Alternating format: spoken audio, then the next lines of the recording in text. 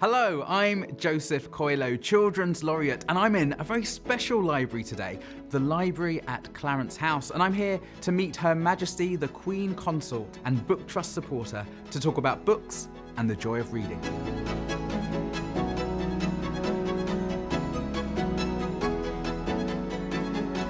Your Majesty, I was wondering if you could talk a little about any books that spoke to you in childhood, maybe a book that sparked the imagination.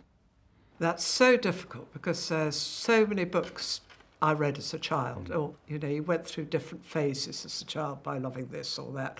But I think, I have to admit, in the end, I ended up probably being a sort of pony-mad child with Black Beauty, which I howled over night after night after night. And that was probably one of my favourites.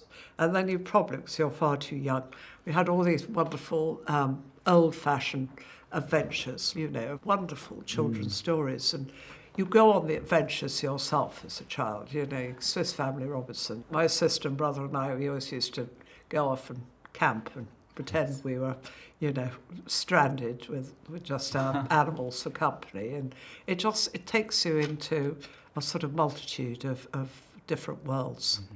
Yeah, I think it is so special when you find those books that allow you to escape. Like I used to love the Ladybird fairy tales. Oh yes, they were and lovely. They had gorgeous illustrations, and they were a little bit scary. Did you ever try the Grimm's fairy tale? Yeah. They were seriously scary.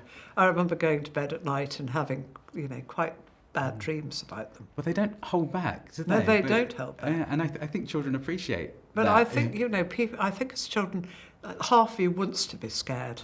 You don't want to be scared too much, but it's that sort of frisson, isn't there? Just being a little bit frightened. Well, books are a safe space, aren't they? Where you can be a little bit scared, and it's okay. You can close the covers, get under your duvet, and exactly, sort of peek out of the top. Yeah.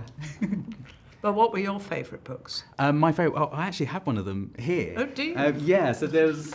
So I was like really thinking about this. What was one of my favourite books? Because there's so many. But I remember my reception teacher reading "There Was an Old Lady Who Swallowed a Fly." I don't know why she swallowed a fly. Perhaps she'll die. Yeah. And I remember being completely delighted. And it's the wonderful illustrations, which are by Pam Adams, but also the die cut, the holes in the book. Oh, you had the holes there. Yeah, you saw exactly where the poor old fly just swallows larger and larger animals. Larger and larger animal. But I adored that, and I think because it was a little bit silly. Yeah. It felt a little bit naughty. But yeah, I have very fond memories of my reception teacher sort of telling us that story again and again. No, it's lovely to have the memories, isn't it? And would you be able to tell us a little bit, Your Majesty, about your experience reading to your grandchildren and why reading together is such a wonderful bonding experience? I mean, it was just a wonderful way of getting to know them, as you say, bonding, sitting on the end of their bed and just reading.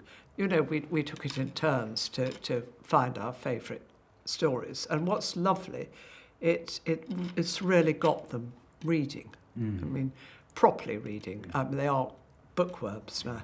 It's so lovely. If I go and see them, I find them tucked up in bed, with a book and saying, "Please don't turn off the light. I've got to finish this chapter."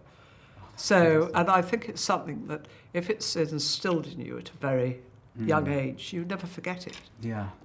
I remember my father, reading to us, and consequently, you turn around and you read to your grandchildren. Yeah. And I think I read every children's book. I mean, I could practically do them backwards. Harry McClary from Donaldson's Dairy. I mean, it's a real tongue twister, that one.